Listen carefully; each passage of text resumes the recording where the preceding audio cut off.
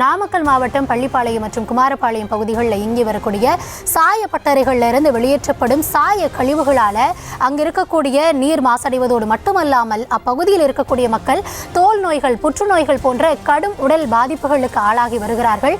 அது மட்டுமல்லாது இதனை தொடர்ந்து இதற்கான நிரந்தர தீர்வு காணும் முயற்சியில் மக்கள் ஈடுபட்டு தோல்வியடைந்த நிலையில் அதற்கான தீர்வு காணும் முயற்சியில் இன்றைய தினத்தில் களத்தில் இணைந்திருக்கிறது நியூஸ் தமிழ். மக்களோடு தொடர்ந்து பேசலாம். தங்கமணி, தொடர்ந்து அங்க இருக்கக்கூடிய மக்கள் சொல்லக்கூடிய நம்ம குற்றங்களை, அதாவது அவங்க சந்தித்து வரக்கூடிய பாதிப்புகளை கேட்க முடிகிறது. தொடர்ந்து புகார்கள் தெரிவித்தாலும் நடவடிக்கை இல்லை அப்படின்னு சொல்றாங்க. ஒருபுறம் சாய ஆலைகள் இயங்கிக் கொண்டிருக்கிறது, கழிவுநீர் வெளியேற்றப்படுகிறது, நீர் நிலம் மாசுபடுகிறது அப்படின்னாலும் கூட அங்க இருக்கக்கூடிய மக்களுக்கு முக்கியமாக புற்றுநோய், தோல் நோய் போன்ற பிரச்சனைகள் ஏற்படுகிறது. அந்த சாய ஆலைகளுக்கு போய் ஒரு நாள் அவங்க வாங்கக்கூடிய ஊதியம் அப்படியே மருத்துவமனைக்கு கொடுக்க வேண்டிய நிலையில இருக்குது அப்படின்னு அங்க இருக்கக்கூடிய மக்கள் கண்ணீர் மல்க தெரிவிக்கக்கூடிய செய்திகள் எல்லாம் நம்ம தொடர்ந்து பார்த்துட்டு வரோம். இதுவரைக்கும் அங்க இருக்கக்கூடிய மக்களுக்கு ஏற்பட்டு இருக்கக்கூடிய பாதிப்புகளுக்கு இந்த நீரும் ஒரு காரணம் அப்படின்ற தகவல் எங்கேயாவது உறுதிப்படுத்தப்பட்டு இருக்கிறதா, இல்ல அதனால பாதிக்கப்பட்டவர்கள் சொல்லக்கூடிய விஷயங்களை இப்ப நம்மளால கேட்க முடியுமா? நிச்சயமாக கனிமொழி, இந்த நீரினால் பாதிக்கப்பட்ட ஒரு கிராமம், அதாவது சமயசங்கிலி கிராமத்தை சார்ந்த ஒருவர் இருக்கிறார், அவர்கிட்ட கேட்கலாம். சார் வணக்கம். அதாவது பாத்தீங்கன்னா இந்த உங்க கிராமத்தை சார்ந்து இந்த நீரினால புற்றுநோயால் பாதிக்கப்பட்டிருக்காங்களா? சம்பந்தமா சொல்லுங்க. 4 ஆண்டுகளில் 7 பேர் இறந்திருக்கிறாங்க. இப்பொழுது 4 பேர் உயிருக்காக போராடி கொண்டிருக்கிறார்கள். 4 நபர்கள் புற்றுநோயால். ஒரு சிறிய கிராமம். நாங்க எங்க பகுதியில் ஒரு 600 பேர் தான் வசிச்சுக்கிட்டு இருக்கிறோம். இந்த தண்ணினால 4 பேர் உயிருக்கு போராடிட்டு இருக்கிறாங்க. இப்போ 7 பேர் இந்த 4 ஆண்டுகளில் இறந்திருக்கிறாங்க கேன்சர்னால. இதற்கு எல்லாத்துக்கும் காரணம் காவேரி ஆத்து தண்ணி தான். இயற்கை விவசாயம் பண்ண சொல்லி சொல்றாங்க கவர்மெண்ட். ஆனா இயற்கை விவசாயம் பண்றதுக்கு ரசாயன தண்ணி விட்டு எப்படி நாங்க இயற்கை விவசாயம் பண்ணி நாங்க அவார்டு வாங்குறது தமிழ்நாட்டில்? அது முடியாத காரியம். தண்ணி எப்பவுமே சுத்தமான தண்ணி, நீர் கிடைச்சா மட்டும்தான் மனிதனும் உயிர் வாழ முடியும், விவசாயம் நடத்தக்கூடிய எல்லாமே நல்ல முறையில் வரும். இன்னைக்கு பொங்கல் கரும்பு எடுத்துக்கிட்டோம்னா எங்க பகுதியில் நோய்ங்கிறதே இல்லாத அளவுக்கு இருந்தது. இந்த 4 ஆண்டு காலமாக பொங்கல் கரும்பு ரொம்ப படு அடியா ஒவ்வொரு ஏக்கருக்கு 2 லட்சம் ரூபாய் நஷ்டீடு ஆகுது. கரும்பே வரமாட்டேங்குது. எல்லாம் அந்த ஒரு நோய்பட்டு இன்னைக்கு விவசாயி ரொம்ப நொடிஞ்சு போய் உட்காந்துருக்கிறோம். அதே மாதிரி புற்றுநோயால் பாதிக்கப்பட்டு கருப்பாயிங்கிற ஒரு அம்மா அறநிலையத்துறையில எங்க செல்லியாண்டி அம்மன் கோயில்ல வேலை செஞ்சுக்கிட்டு இருக்குது. அவங்களுக்கு 4 வருஷமா அறநிலையத்துறையில இருந்து சம்பளம் தரல. அவங்க புற்றுநோயால் பாதிக்கப்பட்டு இறந்துட்டாங்க. இறந்ததுக்கு முற்பாடு கூட அவங்க இறுதி சடங்குக்கு ஊருக்குள்ள பணம் சேர்த்தி தான் நாங்க கொடுத்தோம். ஆனா கவர்மெண்ட் அந்த அறநிலையத்துறையில இருந்து பணம் தரல. செல்லியாண்டி கோயில 4 வருஷமா நிலுவையில் நிக்குது, இன்னும் பணம் தரல. இப்படி இந்த அரசாங்கம் பண்ணிக்கிட்டு இருக்கு. ஆகையினால இந்த அரசாங்கம் இந்த கேன்சர் இல்லாம இருக்கணும்னா கேன்சர் சென்டர் ஒன்று அமைக்கணும். பொது சுத்திகரிப்பு நிலையம் வச்சு எந்த சாயப்பட்ட தண்ணியும் ஆத்துல கலக்காத அளவுக்கு பண்ணினாங்கன்னாவே ஒரு மிகப்பெரிய ஒரு இதா இருக்கும். நன்றி, வணக்கம். சார், அதாவது பாத்தீங்கன்னா இந்த புற்றுநோய் காரணமா ஏதாவது உயிரிழப்புகள் நிகழ்ந்திருக்குதா? இது சம்பந்தமா சொல்லுங்க. முதல்ல புற்றுநோய்க்கு முன்னால சாய ஆலைகள் மூலயமா வரக்கூடிய அந்த சாய கழிவுகள், அதே போல ஏற்கனவே நீங்க சொன்ன மாதிரி இரவு நேரங்கள், நம்ம தோழர்கள் சொன்ன மாதிரி இரவு நேரங்களில் தெரியாம கொண்டு கொட்டப்படக்கூடிய அந்த சாய கழிவுகள்னால மாசுபடுவது ஒரு பக்கம் இருந்தாலும், ஆலைகள் மூலயமா ஒரு பக்கம் இருந்தாலும், அரசினாலேயே இந்த மாசு நடந்துட்டு இருக்கு.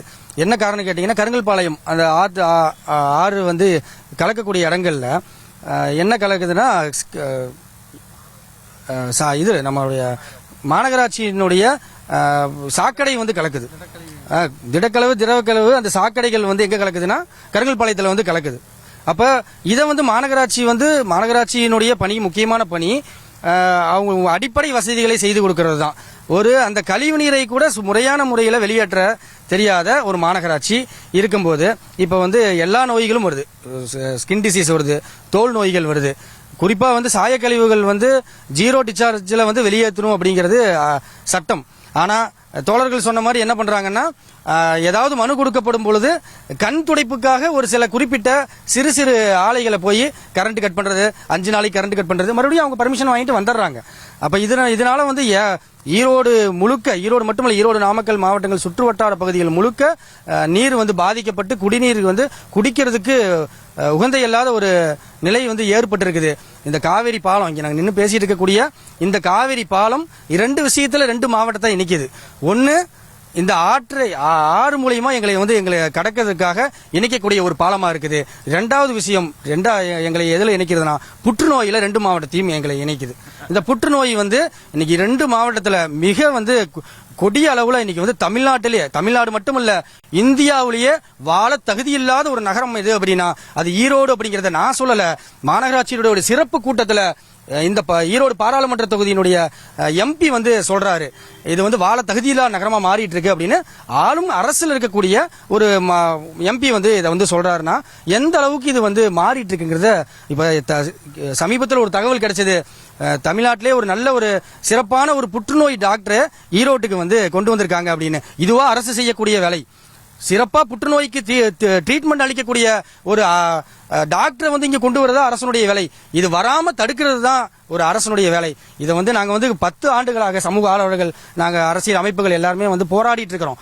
போராடுங்கிறத தாண்டி இப்ப நம்ம ஏற்கனவே நிறைய நாங்க இதுக்குண்டான மனுக்களையும் இதுக்குண்டான கோரிக்கைகளையும் அரசுக்கு வச்சிருக்கிறோம். அதையும் தாண்டி இன்னைக்கு நான் நின்று பேசிட்டு இருக்கக்கூடிய ஒரு சூழல் என்ன சூழல்னா, என்னுடைய தாயார் இதே காவிரி நீரை குடித்து நாங்களாம் வளர்ந்தவங்க தான். என்னுடைய தாயார் இந்த பாதிப்புனால கேன்சர்னால பாதிக்கப்பட்டு, உணவு குழாயில கேன்சர்னால பாதிக்கப்பட்டு இறந்திருக்கிறாங்க.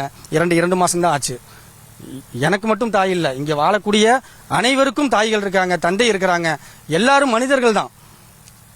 வெறும் ஆர்ஓ வாட்டர் போட்டு அதன் மூலியமா புற்றுநோய் வராதுன்னு சொல்ல முடியாது. இன்னைக்கு நிலத்தடி நீர் முழுவதுமாக கலந்து விட்டது. நிலத்தடி நீர்ல முழுசும் இன்னைக்கு கலந்துருச்சு. இன்னைக்கு என்னதான் பியூரிஃபை பண்ணி வந்தாலும் அந்த மாசு சரியாகாதுங்கிறதா எங்களுடைய கோரிக்கை. ஆகவே அரசு உடனடியாக இதுக்குண்டான ஒரு போர்க்கால அடிப்படையில் ஒரு நடவடிக்கை எடுக்கணும். எந்த அளவுக்கு அப்படின்னா ஒரு குழு அமைக்கப்பட வேண்டும். ஒரு உச்சநீதிமன்ற நீதிபதியினுடைய தலைமையில ஒரு குழு அமைக்கப்பட்டு இதை விசாரிச்சு இதுல பாதிக்கப்படக்கூடிய மக்களுக்கு நிவாரணம் வழங்கணும். அதே போல இதை முழுவதுமாக தடுக்கணும். இதுல இந்த குற்றச்செயல்ல திரும்ப ஈடுபடுவர்கள் மீது கிரிமினல் குற்ற நடவடிக்கைகள்ல நடவடிக்கை எடுக்கணும் அப்படிங்கறத நாங்க கேட்டுக்கொள்கிறோம்.